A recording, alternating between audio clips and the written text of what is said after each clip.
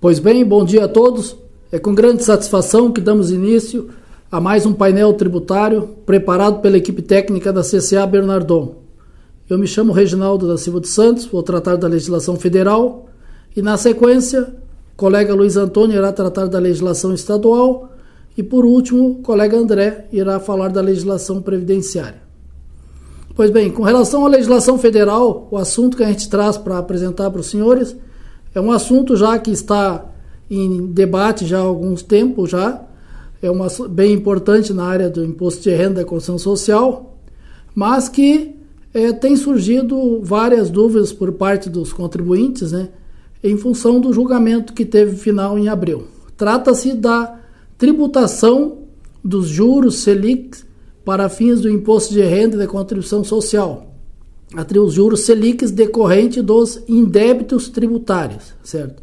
Então, o que acontece?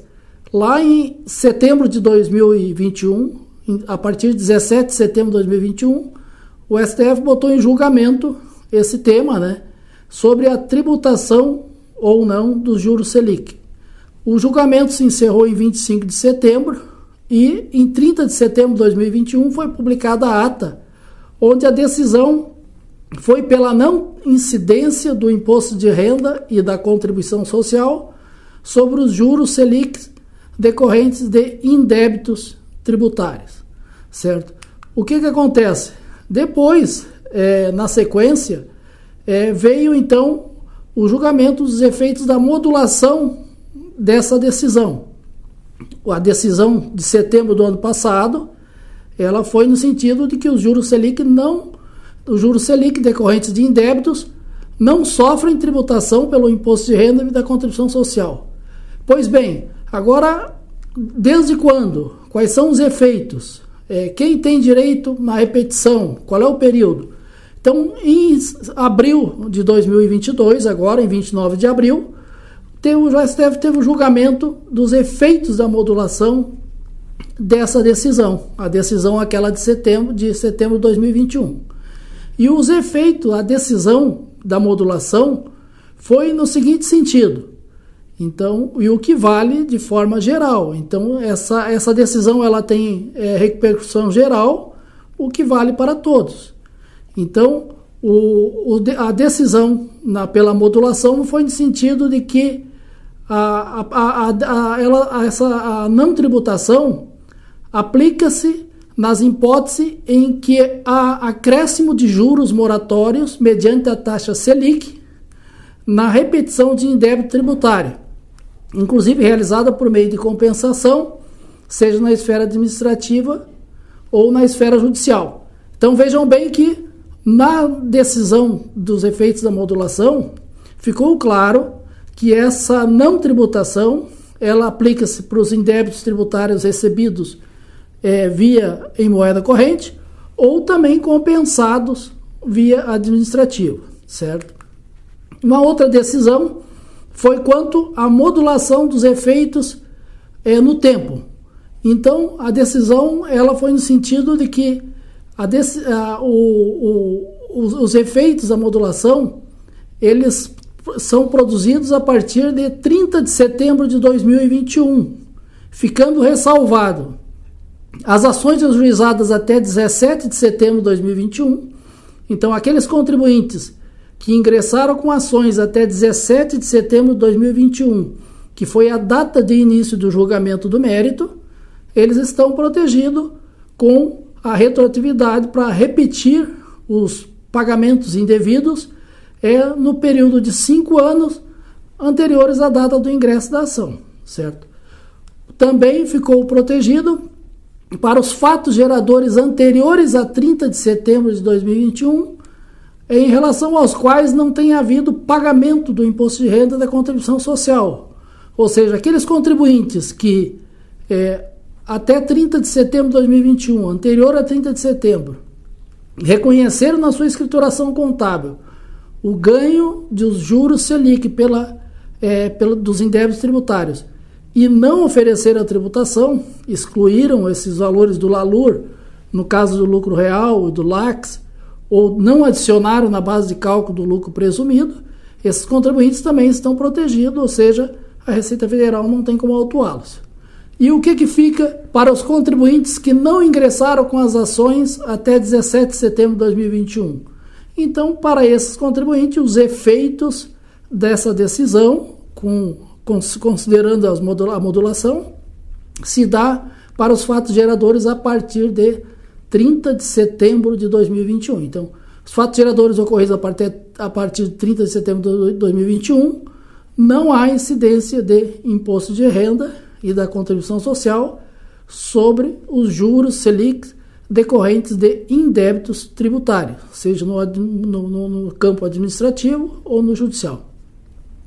E os contribuintes que pagaram o imposto de renda e contribuição social no período anterior a 30 de setembro, não ingressaram com a ação, não têm direito de repetir esses valores, mesmo que esteja dentro do período de 5 anos. Então, esses são os efeitos da decisão lá de 30 de setembro de 2021, conjugada com a decisão dos efeitos da modulação que se deu em 29 de abril de 2022. Então, na área federal, o recado que a gente gostaria de transmitir aos senhores seria esse, que é um tema que está bastante recorrente, né? E que os contribuintes têm levantado dúvidas, mas a nossa posição em relação ao julgado seria essa. Ficamos à disposição para esclarecimento de dúvidas. Desejamos a todos uma ótima semana e nos encontramos no próximo painel tributário. Um abraço a todos.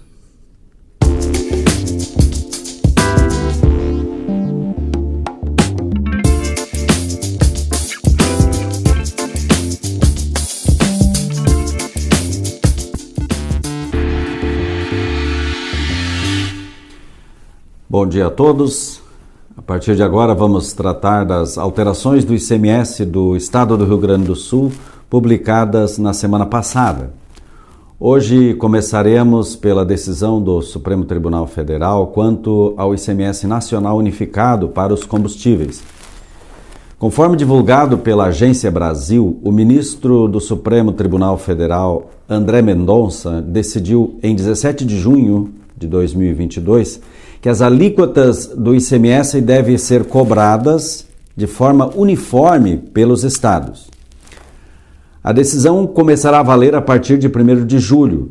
André Mendonça também determinou que a Petrobras deverá enviar ao Supremo Tribunal documentos internos que justificaram a formação de preço dos combustíveis. De acordo com a decisão, a base de cálculo do imposto deverá ser fixada conforme a média de preços praticados nos últimos 60 dias. Além disso, os estados deverão observar um intervalo mínimo de 12 meses entre a primeira fixação e o primeiro reajuste das alíquotas e de 6 meses para os reajustes subsequentes.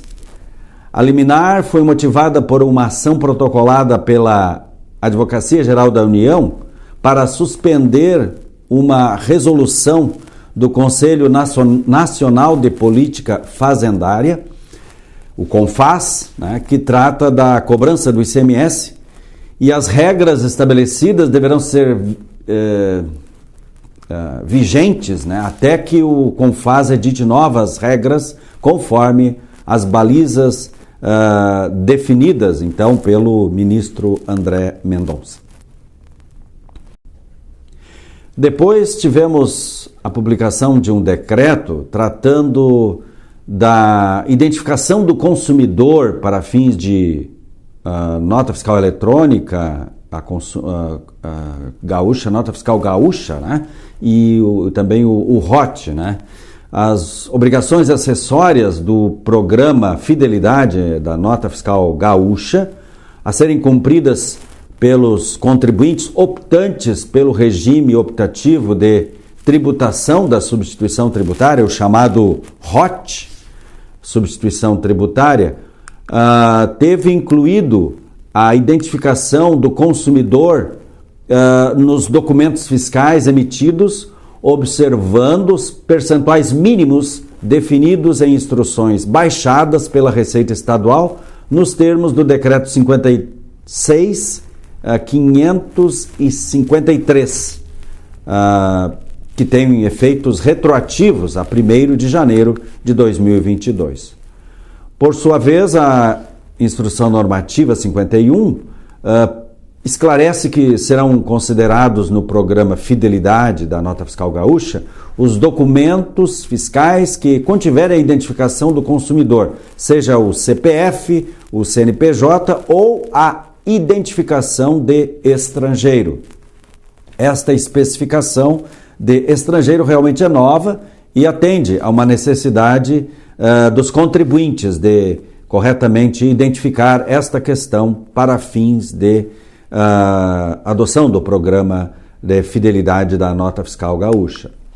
Em relação aos contribuintes enquadrados no ROT, a participação no programa Fidelidade da Nota Fiscal Gaúcha consiste, quanto às operações documentadas por notas fiscais de venda ao consumidor, em incluir a identificação do consumidor, novamente, que poderá ser por CPF, CNPJ ou identificação de estrangeiro em, no mínimo, 20% das notas fiscais de consumidor eletrônica e emitidas em cada trimestre civil. Isto não se aplica no primeiro e no segundo trimestre de 2022, situação em que a identificação do consumidor deverá ser incluída em, no mínimo, 10% das notas fiscais de consumidor eletrônica emitidas em cada um dos trimestres civis. Então, diminuindo de 20% para 10%. Também tivemos a publicação da Instrução Normativa 49 e ela regulamenta o projeto piloto Compliance Tributário. Este projeto objetiva a verificação da adequada aplicação pelas empresas da legislação tributária relativa ao ICMS na emissão da nota fiscal de consumidor eletrônica e implementação do serviço de avaliação de conformidade fiscal da Receita Estadual, conforme disposto lá no título 1, capítulo 86 da Instrução Normativa 45 do ICMS do Estado do Rio Grande do Sul. Também tivemos a Instrução Normativa 50, que foi publicada na semana passada, tratando dos registros e informações na escrituração fiscal digital do ICMS e do IPI, conforme os critérios e procedimentos aplicáveis ao crédito fiscal presumido do ICMS concedidos às microcervejarias. Então, especificações técnicas, né, de registros na escrituração fiscal digital quanto ao crédito admitidos para as microcervejarias. Então, eram estas as informações da área fiscal vinculadas ao ICMS que gostaríamos de tratar com os senhores. A seguir, o colega André vai comentar as alterações da legislação previdenciária. Desejamos, então, um bom dia, uma ótima semana a todos e até o próximo painel tributário da CCA.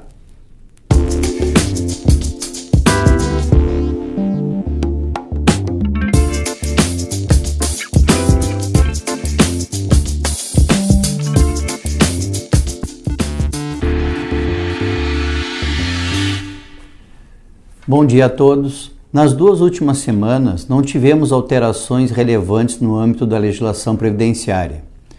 O que ocorreu de especial e que gostaria de compartilhar com vocês foi a publicação da Solução de Consulta Interna COSIT número 3, que alterou o entendimento da Receita Federal quanto à manifestação da opção do contribuinte pela contribuição previdenciária sobre a receita bruta, em substituição à contribuição sobre a folha de salários. Antes, a Receita Federal havia se posicionado no sentido de que a opção pela CPRB, que é feita em janeiro de cada ano, somente poderia ser exercida mediante o efetivo pagamento da CPRB. Agora, com a mudança do entendimento da Receita Federal, a opção pela contribuição previdenciária sobre a receita bruta pode ser manifestada tanto por meio do pagamento da CPRB, quanto pela apresentação da DCTF Web ou da declaração da compensação Perdecomp. E na semana passada tivemos a publicação no portal do E-Social da nota técnica número 5, que disponibilizou os ajustes nos layouts da versão S1.0 decorrentes da medida provisória número 1099.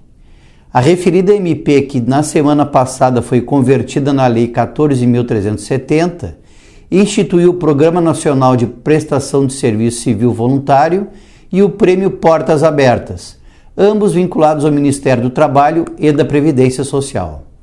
O governo federal criou esses programas com o objetivo de auxiliar na inclusão produtiva de pessoas em situação de vulnerabilidade e de reduzir os impactos sociais e no mercado de trabalho causados pela emergência de saúde pública de importância internacional relacionada ao coronavírus. Com isso, concluímos o painel tributário dessa semana. Aproveito a oportunidade para convidá-los a acessar o nosso Instagram e seguir a CCA Bernardon para ficarem atualizados em relação às novidades da legislação tributária. Desejo a todos uma ótima semana.